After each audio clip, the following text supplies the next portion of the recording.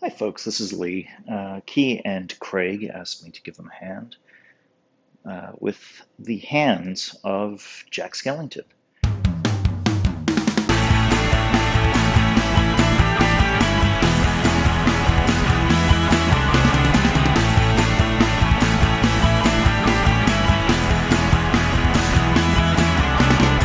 First things first, we are going to cut out the, I don't know, the palm or main part of Jack's hand out of wood. So what I did was I traced Jack's hands on my computer screen, and he has a funky shape to his hand, and it actually looked like this when I traced it. But I think this is his wrist. So I went ahead and just got rid of that. Used this. Also would have been just a little bit too big for our needs. Um, Weirdly, Jack only has 3 fingers and a thumb, so 4 fingers total. Um, so um, I've sort of planned out exactly where those are going to go. So let's get to it. So using a scrap piece of wood that we got in the free bin at Home Depot, I traced the template, flipped it over. Now you've got the left. Although with this one, I guess it really doesn't matter because it's just going to be a flat sort of piece of bone, so you could trace it the same way twice. So I went ahead and cut these out ahead of time just to save some time. You don't need to watch me using a jigsaw, and gave them a quick spray with just some white spray paint, and these are what we sort of ended up with, these 2 little palm pieces. For the fingers, what we did was I took, and I apologize for cutting this ahead of time, I cut all of them. I just did it on, I did it on the bandsaw. You can do it with an X-Acto knife. Bandsaw just made my life easy, and I could just zip through them in about 2 minutes as opposed to probably about 10 or 15 with an X-Acto knife. These were a pack of skeleton fingers that we got at the 99-cent store during Halloween. A bag of 10 for $1, so super cheap. Um, and so I cut them down into segments, and I actually put a little registration marker here to show me, which way this one originally was. So it's like that, and you've got your finger there. This is what we're going to end up with, hopefully, when we're done. For his joints, I picked up a bag of 3/4 inch or 20 millimeter wooden beads on Amazon. And then what I did was I took some black spray paint and a Ziploc bag and put all the beads in the Ziploc bag, sprayed some paint in there, shook it around until they were fully coated.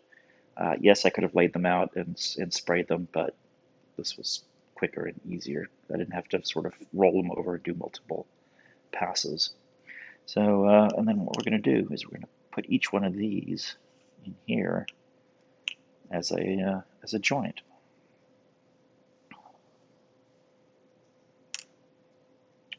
And this will all come together momentarily.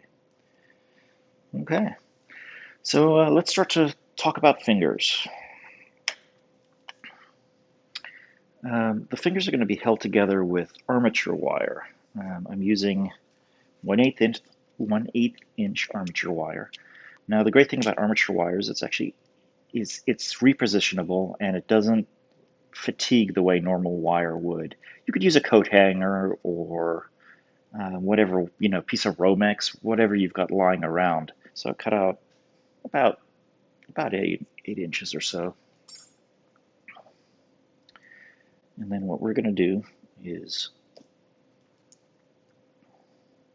grab just the tip of this guy and roll it around like so to make a little hook. Squeeze it. Okay, so like a little hook like that. Then we're going to bend it up. And I would say go a little bit past center and then hold it and then just bend it straight so that we sort of have a shape like that. The reason for that shape is, what that means is that it'll fit down in the fingers just like this and sort of be centered and give a lot of area for our hot glue to grab. The next thing we're going to need is something to fill these fingers and take up some of the space. These beads are a little bit small, so in cases like this, you'll see that the bead will actually go into the plastic, and we just want to sort of prevent that from happening. So one of the electronic devices I've purchased recently came with this giant piece of it's not a styrofoam, but it's some sort of an expanded foam, and it turns out that's perfect for what we need. You can see that it's layers. What we want to do is cut it so that those layers are positioned this way, because it's easier to push the wire through the layers as opposed to between these layers. So cut yourself a nice little sort of line of that. I cut a couple of chunks just ahead of time to again save time. So little chunk, grab an X-Acto knife or a scalpel or whatever you've got, and we're gonna just cut that. This is a little bit odd of a shape. Let's cut it a little bit more square. Super easy to cut. Whatever foam you use, just take off the corners, and we're gonna make a little filler part, just like that. Now, for the fingertip, it's probably okay to cut this in half, and that way we make two of them. Now we're going to take our fingertip and our little piece of foam that we just cut, thread it on there, and shove it down in there. We want to allow for a little bit of space for the bead to sit inside there a little bit. So there we go. Put your foam in there. Grab your bead, throw it on down, and give it a push. Sort of push that foam down into the tip nicely. The tip's a little bit different because we've got that hot glue in there, and a little bit of hot glue got on the wire, and it makes it a little bit more difficult to compress it down. But that looks pretty good right there. And now we're going to move to the next bone.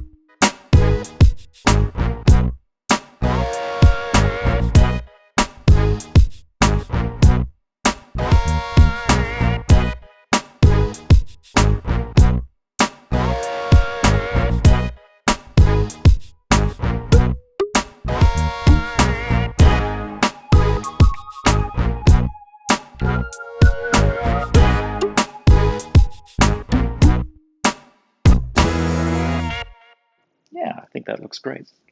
I grabbed a bit my drill. This is a eighth inch drill bit. Due to the wavy nature of the armature wire, it'll fit in there nice and snug. So let's see if I can drill a couple holes here without, drilling a couple holes in my hand.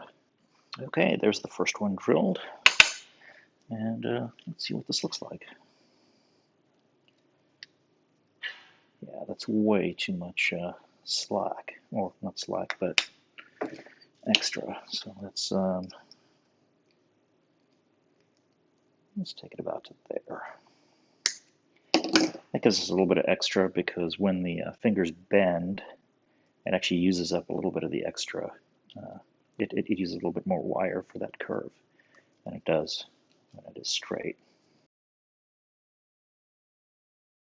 I'm actually not going to glue these in. They're fitting in there fairly nicely.